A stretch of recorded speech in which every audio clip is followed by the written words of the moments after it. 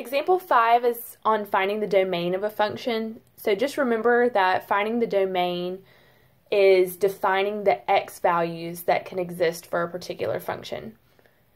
We might be given different formats, so you need to know how to approach each one of these.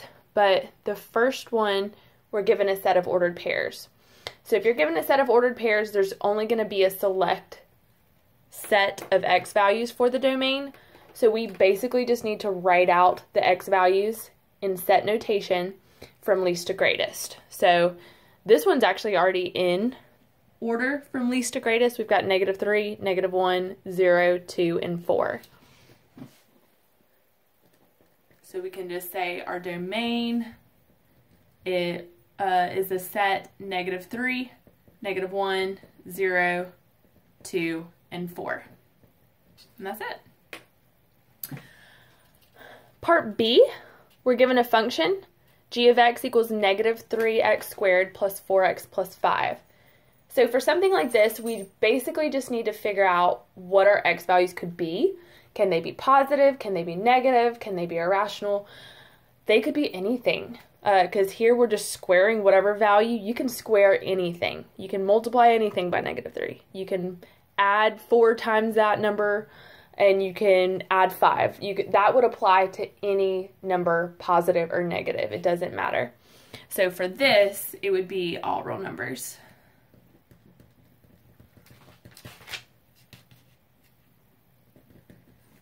Okay. Next one.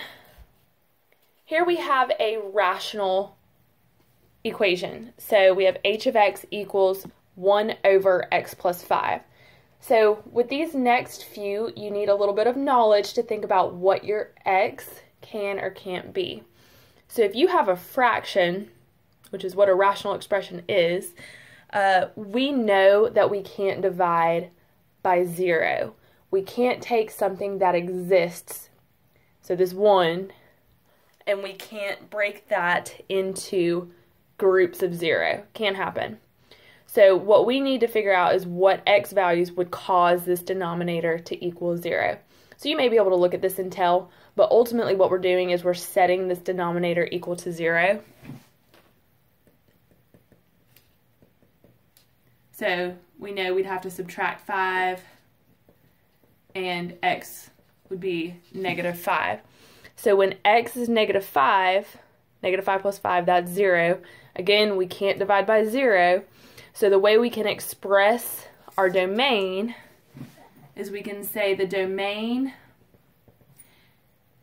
is the set of all real numbers, all values of x, such that, this bar means such that, x does not equal -5.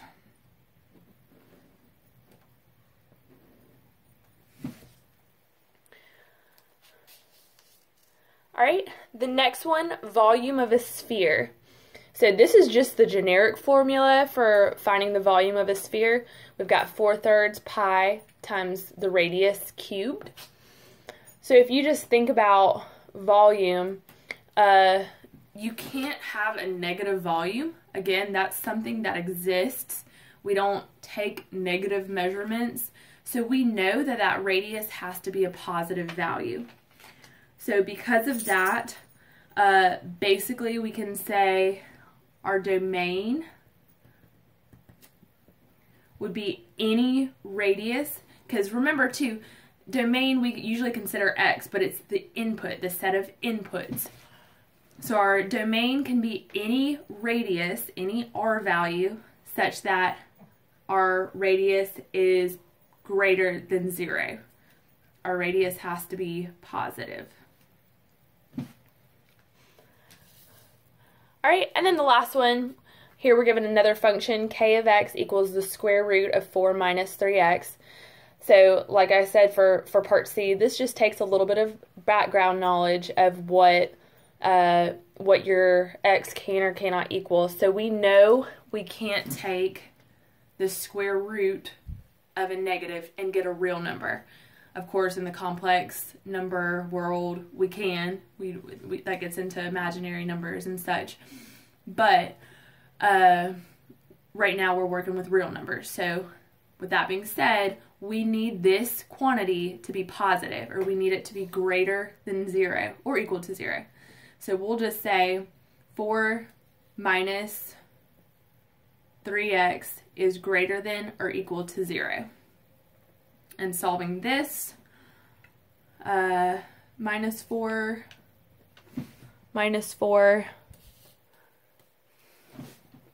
that leaves us with negative 3x is greater than or equal to negative 4. And then dividing by negative 3, don't forget that little rule of inequalities. When we divide by a negative, we have to flip our inequality sign. So x has to be less than or equal to a positive 4/3. I'm saying positive 4/3 because a negative divided by a negative gives us a positive.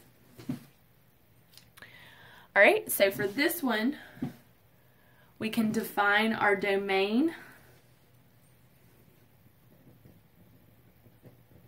Again, domain input, so x is our input, as all x values such that x is less than or equal to 4/3. Make those big brackets.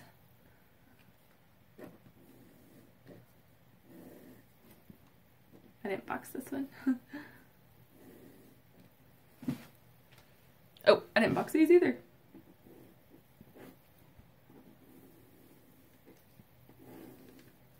Okay, there we go. My heart's happy. They're all boxed.